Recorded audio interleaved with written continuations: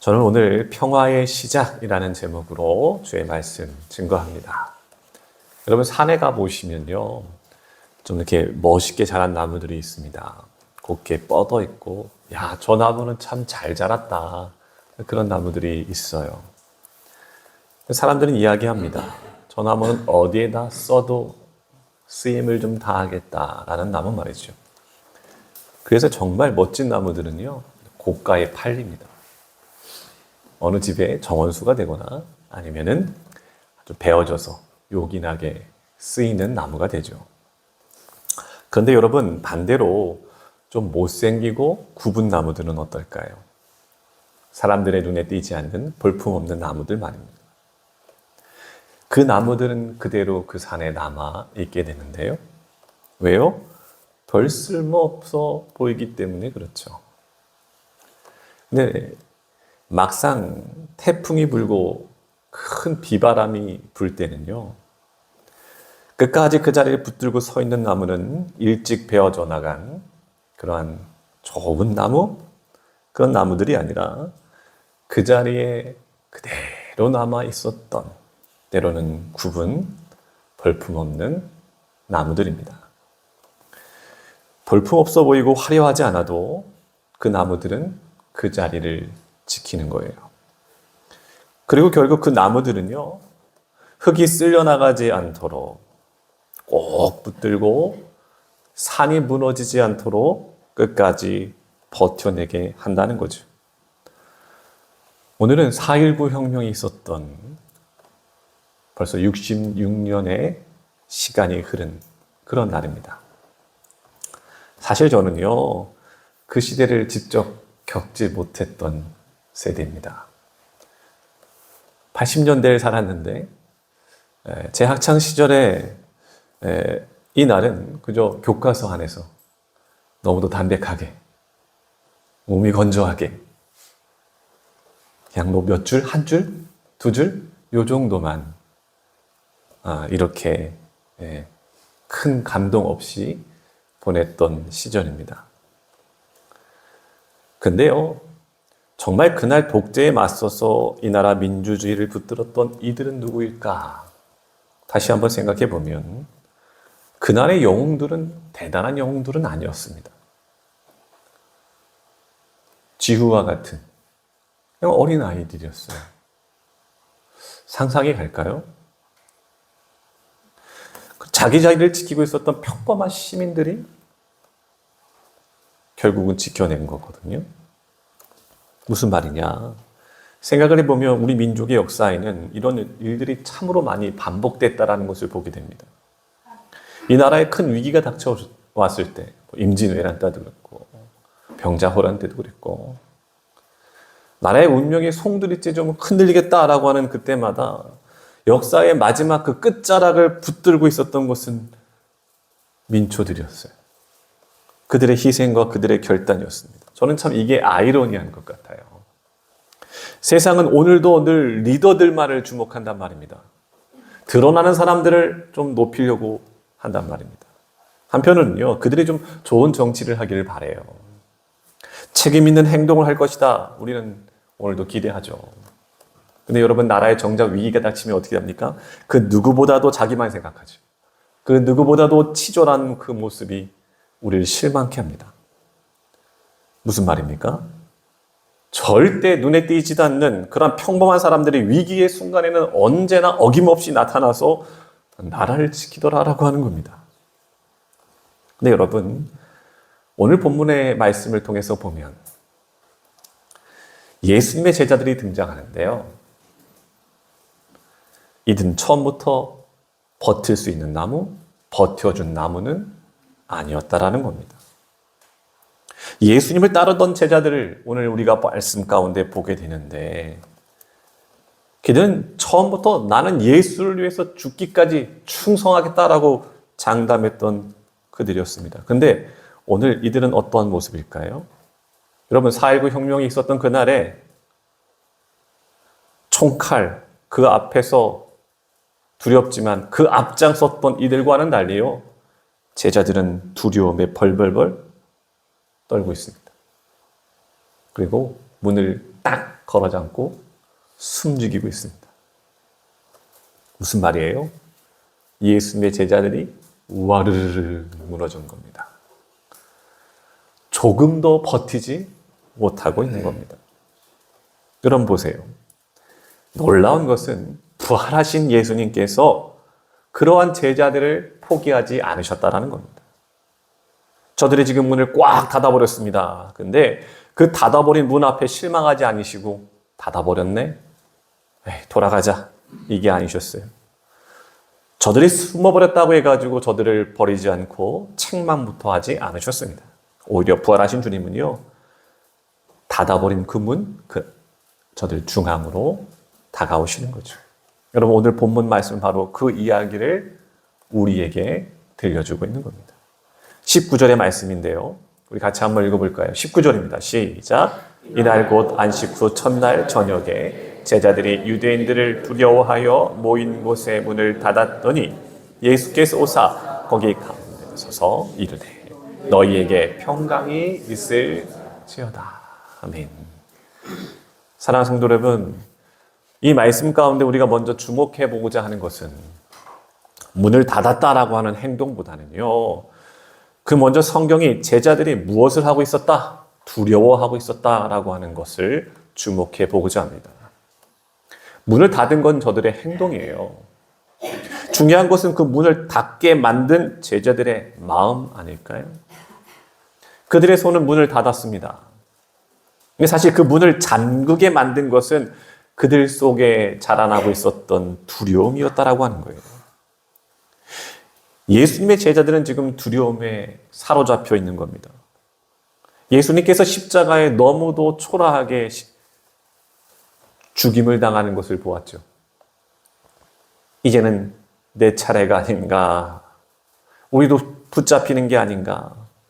결국 나도 십자가에 못 박혀 죽는 것은 아닌가. 그 두려움 속에 덜덜 떨고 있는 거죠. 그래서 그들은 문을 걸어 잠근 겁니다. 예수님이 십자가에서 죽으셨다라고 하는 슬픔 때문에 문을 걸어 잠근 게 아니라는 말씀을 드리고 싶은 겁니다. 이들은 실제적인 위험 앞에서 자신들을 숨기고 있는 거거든요. 여러분, 사람은요, 두려움은 어떻게 될까요? 닫아버립니다. 마음 닫아요. 말도 닫아요. 관계들도 다 닫아버립니다. 두려움은요, 사람을 조심스럽게 만드는 정도에서 끝나는 경우가 드뭅니다.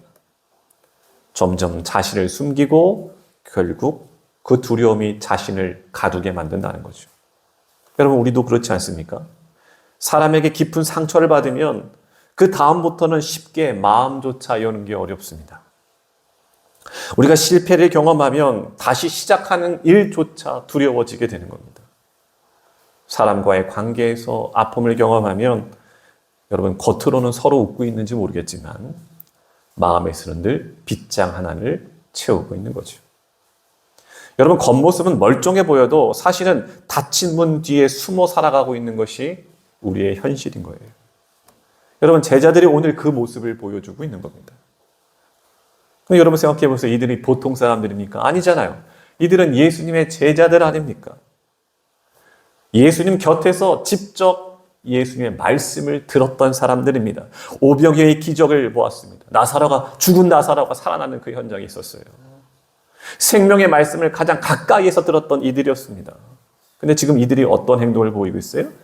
두려워서 벌벌 떠는 것도 모자라 문을 덜커덕 걸어 잠궜다라고 하는 거예요. 여러분 이것이 우리에게 무엇을 보여줍니까? 사람은 진리를 들었다 하더라도 두려움이 저절로 사라지지는 않는다라는 거죠. 사람은 은혜를 경험했다고 해가지고 무너지지 않는다? 그렇지 않는다라는 거예요. 여러분 이게 오늘 제자들의 모습이고 오늘 우리가 살아가는 우리의 현실의 문제입니다. 우리도요 어른날은 참으로 두렵습니다. 자녀들이 그 앞날을 보아도 참 두려워지고 건강의 문제 앞에서 두려워지고 당장 내일 있을 일에 대해서 답답하고 무겁게 느껴질 때, 그러면 사람들은 어떻게 되느냐? 닫혀지게 된다는 거예요. 나도 모르게 닫는다는 거예요. 그래서 믿음의 사람인데 오늘도 믿음의 언어를 해야 되는데 믿음의 말은 하지 않고 염려의 말만 하게 됩니다. 주구장창. 그래서 좀 작은 일에도 자꾸만 예민해져요. 가까운 사람에게는 더 날카로워져요. 마침내 자기 안으로 꽁꽁 숨어버리는 거죠. 그러므로 오늘 본문이 우리에게 주는 이 두려움은 단순히 무섭다라고 하는 그런 감정이 아닌 거예요. 두려움은 사람을 꽁꽁 가둔다라고 하는 겁니다. 사람으로 하여금 스스로 가두고 마음의 문을 걸어 잠그게 만든다라고 하는 거죠. 그래서 여러분, 오늘 우리는 제자들이 왜 이 문을 닫았는지를 보면서 우리 자신의 모습을 정직하게 좀 돌이켜 봐야 합니다.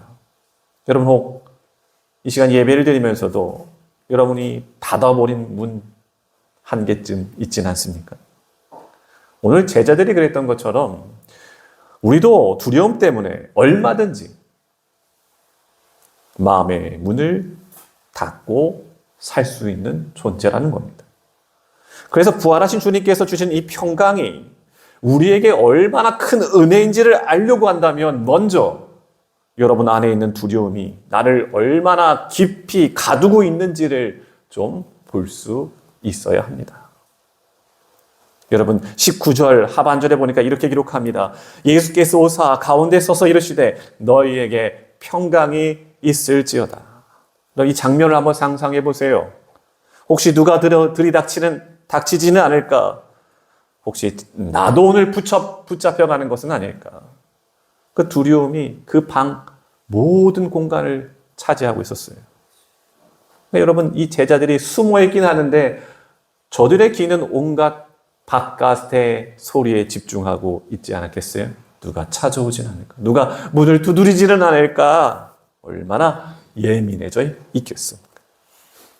근데 여러분, 이 시간 우리가 주목해야 될 점은요, 바로 그 가운데 누가 서 계셨다? 우리 예수님이 서 계셨다라고 하는 거죠. 여러분, 무슨 이야기인지 알겠어요? 첫 번째, 제자들이 예수님을 찾아 나섰습니까? 아닙니다. 두 번째, 제자들이 예수님이 오신 줄을 알고 문을 열고 예수님을 맞이했습니까? 아닙니다. 세 번째, 그렇다고 믿음으로 담대히 주님을 기다렸습니까? 아닙니다. 그런데 예수님께서 두려움에 떨고 있는 이들 중앙에 서 계셨다라고 하는 거죠. 닫힌 문을 뚫고 두려워 숨은 제자들 그 한가운데로 우리 주님이 찾아오셨습니다. 여러분, 여기서 가장 중요한 표현이 있어요. 가운데 서서라고 하는 거예요. 주님께서는요, 그냥 문 밖에 서성이시는 분이 아니십니다. 두려움으로 무너진 우리들 중심에 주님이 서 계세요. 이것이 복음이에요. 부활하신 예수님은 두려움 한가운데로 들어오시는 분이십니다. 내가 실패한 그 자리로, 무너져 내린 내 자리로, 깊은 한숨의 그 자리로 주님은 찾아오시는 분이시라는 거예요. 사랑하는 성도 여러분, 우리의 형편이라고 다르겠습니까? 우리도 지쳐요. 마음이 무너져 내립니다. 내 영혼이 완전히 웅크러진 그 자리가 있을 수 있어요. 사람에게도 열지 못하고 하나님 앞에도 쉽게 꺼내놓지 못하는 그 깊은 슬픔의 자리가 있다니까요. 여러분 생각하세요. 여러분 믿게 되시길 바랍니다. 바로 그 자리로 부활하신 주님께서 찾아오신 겁니다. 그리고 그 찾아오심 자체가 우리에게 복음이 되고 위로가 되고 소망이 되는 겁니다. 주님께서 제자들에게 하신 이 말씀, 19절의 말씀 다시 한번 보세요. 너희에게 평강이 있을지어다. 여러분, 이 말은 단순히 제자들에게 한 인사의 말 정도가 아닙니다. 안부의 말이 아니에요. 왜냐하면 지금 이 말씀을 듣고 있는 제자들은 지금 편안한 상태가 아니기 때문에 그렇습니다. 그들은 도망간 사람들이고 무너진 사람들이고 주님을 버리고 오늘 숨어 있는 자들입니다. 근데 주님께서 너희들은 왜 이렇게 믿음이 없느냐 이렇게 말씀하지 않으시고 부활하신 주님께서 제자들에게 주신 첫 번째 말씀은 정죄가 아니라 평안을 선포하신 겁니다. 여러분 이게 얼마나 놀라운 은혜인지 아십니까? 우리는요 누군가의 약함을 보면 어떻게 생각합니까? 실망하죠. 아, 왜 이렇게 저 사람 약해? 왜 이렇게 형편없어? 우리가 누군가의 실패를 보면은요, 잘못을 따져요.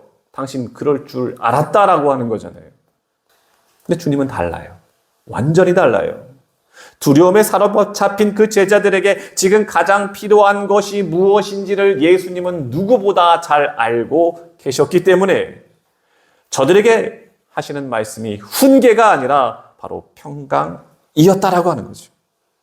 사랑하는 성도 여러분, 성경이 말하고 있는 샬롬, 에이레네, 이 평안에 대해서 여러분 아십니까? 얼마나 알고 계세요? 특별히 오늘 말씀을 좀 보면 예수님이 살았던 그 시대를 보면 히브리어, 아람어로 저들에게 대화하셨겠죠? 그러니까 헬라어로 번역됐겠지만 에이레네, 휘민 이 단어보다 사실은 샬롬, 알레이햄이라는 말씀을 하셨을 가능성이 더 클 겁니다. 무슨 말이냐면 유대인에게 그들의 사회 가운데의 이 샬롬이라는 말은 우리는 관계가 깨어지지 않았습니다 라고 하는 그것을 서로 확인하는 인사인 겁니다. 자 보세요. 예수님을 배신한 제자들이에요. 그런데 배신한 제자들에게 처음 가셔서 하는 말이 샬롬이라고 건네셨다라고 하는 것은 나는 여전히 너희의 주님이다. 여러분 우리가 예수님을 배반한 제자들인 거예요. 근데 주님께서 두려워 떨고 있는 내 중앙에 나타나셔서 하신 말씀이 나는 여전히 너희의 주님이다. 이 말씀을 하셨다고요. 여전히 나는 너와 하나다. 이런 인사말을 저에게 주었다라는 겁니다. 만약 제가 주님이라고 한다면 배신하고 숨어있는 제자들에게 샬롬 인사말을 할 게 아니라 아무 말도 안 나왔을 것 같아요. 여러분 그럴 때 있죠. 입 꽉 닫고 어금니 꽉 물고 그리고 한숨밖에 안 나왔을 것 같아요. 여러분은 어떨 것 같아요? 여러분이 주님이라면. 예전에 제 주변에 한숨을 푹푹 내쉬는 분이 있었어요. 저는 그분을 볼 때마다 저조차 한숨이 나오더라고요. 왜 이렇게 한숨을 쉴까? 저는요, 그분을 참 가볍게 여긴 적이 있었습니다. 근데 여러분, 조금 시간이 지나고 보니까 여러분, 한숨은 결코 가벼운 게 아니라는 것을 깨닫게 돼요. 그 말 안에는, 그 한숨 안에는 수만 가지 답답함이 있고, 아픔이 있고, 후회가 있고, 무너진 마음들이 사실 거기에 있었던 건 아니겠습니까? 생각해 보세요. 누군들 한숨 쉬고 싶은 사람이 어디 있겠습니까? 한숨은 견디기 어려운 현실 앞에서 터져나오는 내면의 절규인 것이죠.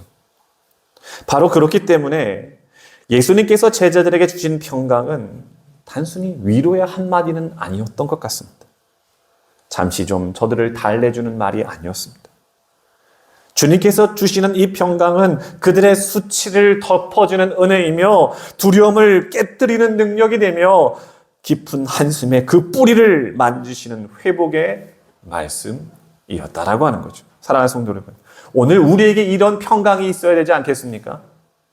주님의 평강이 내 마음에 임하지 않으면 우리는 오늘도 여전히 두려움에 붙들린 채 마음의 문을 굳게 닫고 살아갈 수밖에 없는 겁니다.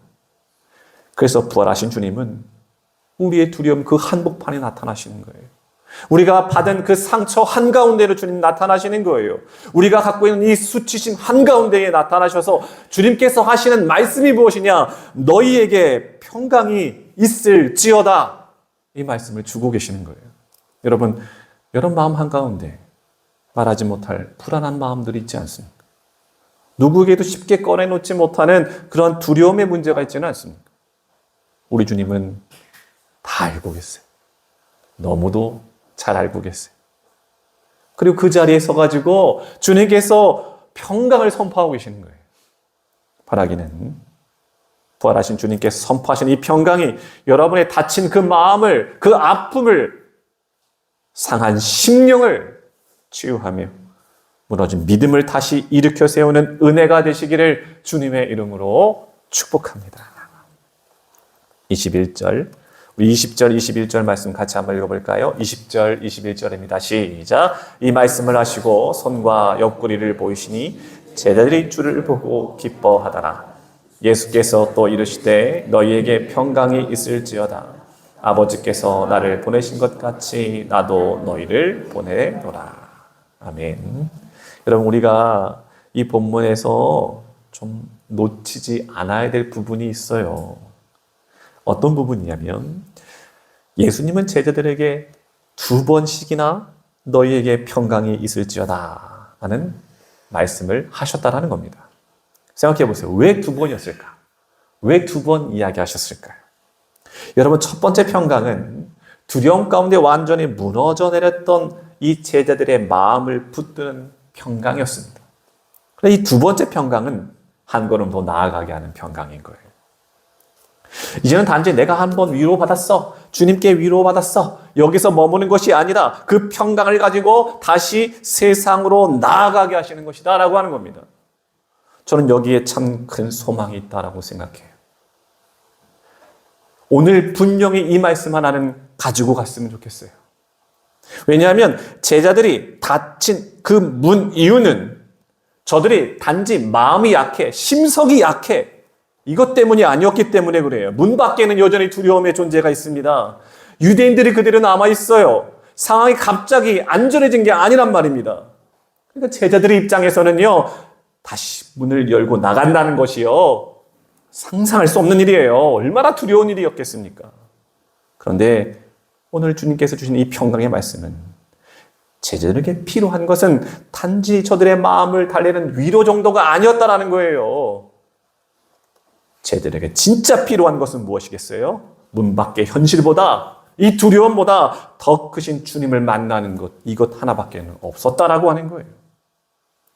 그래서 주님께서 2번씩이나 저들에게 말씀하시는 거예요. 너희에게 평강이 있을지어다 라고 말이죠. 여러분 보세요. 이 평강은 이제 너희에게 위험이 없을 거다? 그런 뜻 아니에요. 문 밖에 나가면 너희들 안전할 거다? 이 뜻이 아니란 말입니다. 여러분, 이 평강은요, 두려움의 대상이 여전히 존재하는 이 현실 속에서도 다시 문을 열게 하는 주님의 능력이다. 이 말씀인 겁니다. 그래서 주님께서 이어서 하시는 말씀을 여러분 들으셔야 돼요. 아버지께서 나를 보내신 것 같이 나이도 너희를 보내노라. 여러분, 얼마나 놀라운 말씀입니까? 누구를 보내요? 누구를 보낸다고요? 방금 전까지 문 걸어 잠그고 숨어있던 사람들, 방금까지 실패와 두려움에 짓눌려 있던 사람들, 주님이 그들을 보내신다는 거잖아요. 여러분, 깨닫는 지혜가 있어야 됩니다. 왜 그럴까요? 주님은 두려움을 이기는 평강을 받은 사람, 오늘 우리를 보내는 거예요. 주님의 은혜를 경험한 사람, 부활하신 주님이 자신의 가운데 서 계셔서 내게 평강을 선포하신 그 은혜를 경험한 사람을 다시금 세상으로 보내시는 거예요. 저는 이것이 우리에게 큰 위로가 된다고 생각합니다. 왜냐하면 우리 안에도 이미 닫아버린 그런 분들이 있기 때문에, 상처 때문에, 실패 때문에 닫아버린 문이 있기 때문에 그래요. 우리는 어떤 생각을 합니까? 내가 다시 세상으로 나아갈 수 있을까? 더 큰 문제는 뭐예요? 내가 예전의 나처럼 다시 살아갈 수는 있을까? 이런 고민들 하잖아요. 여러분 솔직히 말하면 어떤 사람은 저한테 그래요. 그것은 꿈 같은 얘기라고 이야기해요. 현실로는 불가능하다고 그렇게 이야기해요. 근데 여러분 오늘 본문 가운데 우리가 반드시 깨달아야 될 지혜는 무엇이겠습니까? 문을 닫았던 제자들이 문을 열어버려요. 숨었던 제자들이 다시 세상으로 나갑니다. 두려움에 짓눌렸던 사람들이 다시 교회를 붙드는 믿음의 사람이 됩니다. 이게 어떻게 가능할까요? 자기 힘으로, 자기 능력으로, 내 의지로, 억지로? 아니죠. 부활하신 주님이 그들 가운데 서셔서 평강을 주셨기 때문에, 이 평강을 얻었기 때문에 그 주님께서 말씀하십니다. 22절에 보니까 이 말씀을 하시고 그들을 향하여 숨을 내쉬며 이르되 성령을 받아라. 할렐루야. 여러분 이 숨이 무엇이겠습니까? 여러분 창세기 말씀을 기억해 보세요. 사람을 흙으로 지으시고 생기를 불어넣으셨습니다. 그때 사람이 생명이 되었다라고 기록합니다. 그런데 주님께서 부활하신 주님께서 두려움에 잠겨있는 제자들 향하여 다시 숨을 내쉬는 겁니다. 마치 새로운 창조의 장면 같이 보입니다. 여러분 두려움에 잡혀있던 이 제자들 사명을 다 잃어버리고 그냥 꽁꽁 숨어있는 제자들 향하여 주님께서 새 생명을 불어넣고 계시는 거예요. 여러분 이것이 바로 평화의 시작입니다. 내 환경은 여전히 가시밭길이에요. 문 밖은 여전히 위협입니다. 내 현실은 아직 만만치 않아요. 그런데 내 안에 주님께서 주시는 그 숨이 내 안에 들어오면 우리는 다시 일어설 수가 있는 겁니다. 그 숨은 제자들을 어떻게 만들었을까요?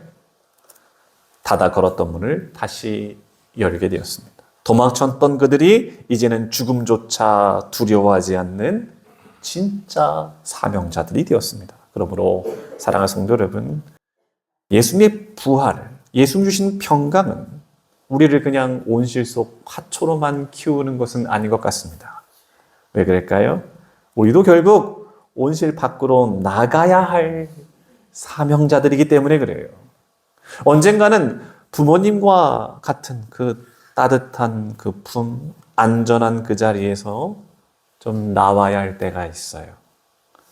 험한 세상 한복판으로 좀 걸어가야 할 때가 있어요. 언젠가는 닫힌 문을 열고 사람들 속으로, 현실 속으로 사명의 자리로 나아가야 합니다. 여러분, 그 길을 내 힘으로 갈 수 있을까요? 내 힘으로는 못 가요. 그래서 우리에게는 성령, 이 숨이 필요합니다. 주님 주시는 이 숨이 필요합니다. 여러분, 이것을 깨닫게 되기를 바라요. 여러분, 내 인생의 당장의 문제 하나 해결하는 게 중요한 게 아니에요. 내 영혼이 다시 내 숨을 되찾는 것이 중요한 겁니다. 여러분, 제자들을 보세요. 주님께서 그들에게 숨을 내쉬며 성령을 주셨을 때 비로소 그들은 문을 열 용기를 얻게 된 겁니다. 사랑하는 성도 여러분, 가끔 여러분의 자녀들이 너무도 지친 모습으로 여러분 앞에 설 때가 있지 않겠습니까? 때로는 부모님 앞에 숨이 제대로 쉬어지지 않는다고, 앞이 보이지 않는다고, 모든 것을 잃은 표정으로 앞에 서 있을 때가 있어요. 여러분, 그때 부모로서 해줄 수 있는 가장 큰 위로가 무엇이겠습니까? 몇 푼 쥐어져 보는 것? 이걸까요? 내가 인생을 살아보니까 이런 게 있다더라 라고 하는 방법 몇 가지 알려주는 것일까요? 오히려 그 아이를 품에 안고 괜찮다. 다시 시작해보자.